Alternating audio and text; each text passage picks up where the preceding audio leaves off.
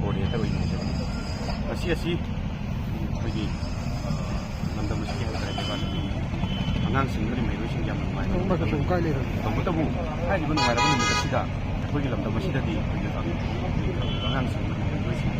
maru na performance students banda yang mo show yang ni bagai ba ni tama adi ko ya ram di kan hakanda bai hokiba bagi jiri ki tu amada jiri dagi nubi yauna ada angang yauna ta fajana ki maheiroising Betul maram kan da ikut jenis ini siap mus apa yang mai dengan kita macam hai betul boleh deh maram tu nanti ngasih komunitas pernah sejarah kan da dan mesti lebih school college ini dan sekolah kan da hai di bawah hazin tiba mau baru masih tekta kaidana thadokpiraknaba mesti tekta kaidana mesti rescue tong na bagi kita dan mesti lengak mesti central government dan pressure di bawah poinnya masih proses sebab proses Hoki batang daragama thoi jiri ba mi manu chana leiba jibagama hariba kugang asida khoi midai gi ichinau Mioi mari yauna angang ani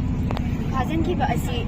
hoji pawa lengak manipur gi lengak amadi India government na tasina debida usina debida leiba asi aikoi gi chhatra kokomi gi union oina akoi na sa ngasi sinjari ba asi chhatra gumna magna asuki matik nungaitona akoi content tawjari aduga ngasi asi 14 November mayamna India kumba gi oina Children's Day haiduna pangthok chariba observation ngasi gi numit asini adugo ngasi gi 14 November asi akoi gi di harau gi muhuta nungaitaba kaya amana akoi na content tawjaduna nungaitaba gi sakam masi kya ujatu handuna akoi na nungaitaba gi muhuta awabu kya pangthok chariba asi mayamna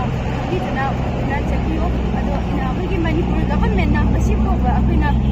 asuki matik hokiba 2023 dagi legi tang akum dagi hosi phawa chathara pirang asi kaisu tasina dana usina dana ngasi phawa leriba asi satra oiriba aikoi gi thamoida asuki matik nungai daba phungchari aikoi na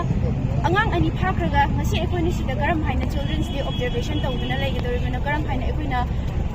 koi satri ngasi akoi satri goi ban numit ase koi na harang na pangkok chagador na kari su khongjadaba piklaba angang ani adu akoi gi mayamang marakta gi jinbu gi narco terrorism ki singna phajan bi biduna ngasi pawba kari suma langalang ji khamdana ngasi pawba lei bese akoi gi satroi ba akoi magi degi amna condemn tawjari nungaitaba ki am khungchari asi Manipur government amadi state government India government na lokhat bi ya ba thabak kaya ama lokhat biduna Hazin kiba kuki micham mari angang ani yauna terukmak